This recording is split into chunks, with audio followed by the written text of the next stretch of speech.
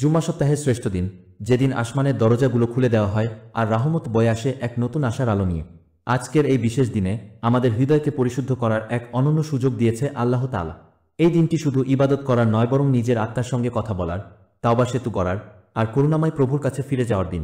আজকে আমরা যেন মনে রাখি, জুম্মার দিনে দোয়া কবুল হয়, বিশেষ করে আসরের পর থেকে মাগরিবের আগ পর্যন্ত।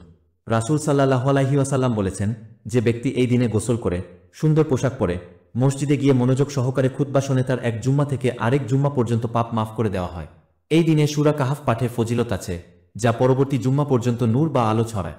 আজকের দিনটিকে নিজের ভেতরের শান্তি ও আল্লাহর ভালোবাসা উপলব্ধির দিন হিসেবে গ্রহণ করি। যারা বিপদে আছেন, হাল ছেড়েছেন বা ভুলে গেছেন নিজের রবের কথা, তাদের জন্য আজকের দিনটা হতে পারে নতুন শুরুর বার্তা। হে আল্লাহ তাআলা, আমাদের গুনাহগুলো মাফ করে দাও, আমাদের অন্তরকে আলোয় পূর্ণ করে দাও এবং আমাদের জুম্মার দিনগুলোকে হিদায়াতের আলোকবর্তিকা করে দাও। জুম্মা মুবারক।